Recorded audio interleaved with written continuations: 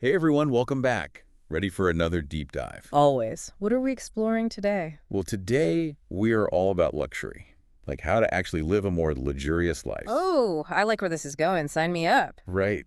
So we're diving into this article. It's called Luxury Lifestyle Hacks: How to Live Like the Rich on Any Budget. Okay, so not necessarily about being rich, but feeling the luxury. Exactly. It's like, how can we bring those luxurious vibes into our everyday lives, even if, we don't have millions in the bank? I'm all for that. What kind of hacks are we talking? All right, so first up, they debunk this whole myth that luxury is only for the super wealthy. Makes sense. It's more about mindset, right? Yeah. Choices. Yeah, totally. We'll Yeah. talk about appreciating the finer things, even on a budget. I like that. So what's the first actionable step? Presentation, like how you present yourself. Yeah. And the article really hones in on clothes. Interesting. What's their take on fashion? They're all about investing in your personal brand through what you wear, but not in like a, gotta have designer labels way. More like quality over quantity. Exactly. It's about building a wardrobe with like those classic pieces that never go out of style. Good fit, nice fabrics, stuff that makes you feel amazing when you put it on. Timeless elegance. Got it. Any brands they recommend? Yeah, actually. Mm-hmm. They mentioned Zara, Mango, those kinds of places where you can get those staples without totally blowing your budget. Love those. Affordable and stylish. Okay, what's next? All right, this one might surprise you. They're big on scent. Scent, like perfume. Yes, they actually suggest something called fragrance layering.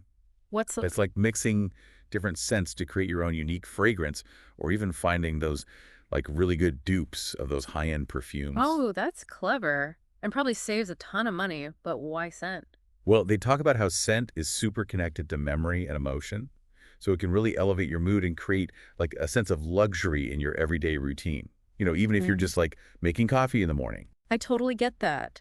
Scent can instantly transport you. All right, I'm intrigued. What other luxury hacks do they have up their sleeve? Okay, how do you feel about travel? Love it? Who doesn't? But it can get pricey. That's exactly what the article addresses. They encourage thinking outside the box when it comes to luxury travel, like ditching the idea that it always has to be first-class flights and five-star hotels. So what are their suggestions? Backpacking through Europe. Uh-huh, not quite. More like being smart with your resources. They talk about using those credit card points strategically, booking flights during the off-season when prices are lower, Yeah. and even like having the guts to just ask about last-minute upgrades at the airport. Those are some really practical tips. I like that. Right. It's all about maximizing your experience without, emptying your wallet. Okay, ready for another one? Hit me. This was all about creating a sanctuary in your own home. Oh, I love that. So, like, interior design tips. Exactly. Yeah. But again, it's not about spending a fortune.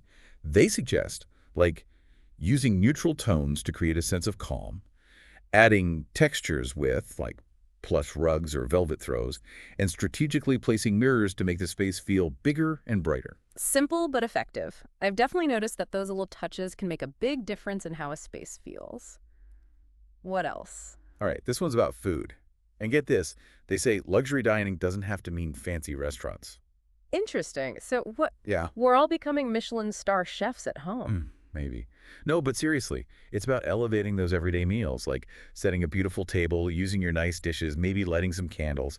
It's about really being present and savoring the experience. Mindfulness and a nice tablecloth. Got it. Makes sense. Turning those ordinary moments into something special. Right. Okay. Ready for a curveball. Bring it on. Social connections. Wait, like our friends. How does that fit into luxury? Well, they talk about how building a strong social network can open up so many doors, like attending events, joining clubs, meeting people who inspire you. They say it can lead to new experiences and opportunities that really enrich your life. Okay, yeah, I see what they're saying. It's not about, like, social climbing, but more about surrounding yourself with interesting people and expanding your horizons. Yeah, exactly. And it's something we could all actively work on. Okay, next one up is minimalism. Minimalism. That seems kind of counterintuitive to luxury, doesn't it? Isn't luxury about having beautiful things? That's what I thought too. Yeah. But they argue that owning less can actually lead to a more intentional and fulfilling life, like decluttering your space and only keeping things that truly bring you joy. I can see that. It's about quality over quantity, right? Investing in pieces you truly love. Yeah, and it ties into this whole idea of personal growth, which they also highlight as like a key component of a luxurious life. Personal growth. In what sense? It's about constantly learning and challenging yourself, like Reading books, taking courses, seeking out knowledge, that kind of thing. So investing in your own development. Exactly. And it's like the ultimate form of self-care, right? Definitely. Okay, so we've got personal style, home environment, food, social life. What else is there? Well, all of that kind of ties into this final big idea, wellness. They're huge on the idea that taking care of your well-being is essential to living a luxurious life. Makes sense. If you don't feel good, nothing else really matters. So what are their specific tips for wellness? Things like getting enough sleep, having a good skincare routine, practicing mindfulness, all those things that contribute to feeling your best inside and out. It's like when you feel good, you radiate confidence. And that in itself is a form of luxury, isn't it? Totally. And that brings us to their, ultimate point, which is that luxury is really all about mindset. Mindset. So even if, your actual circumstances aren't super lavish, you can still cultivate that feeling of luxury.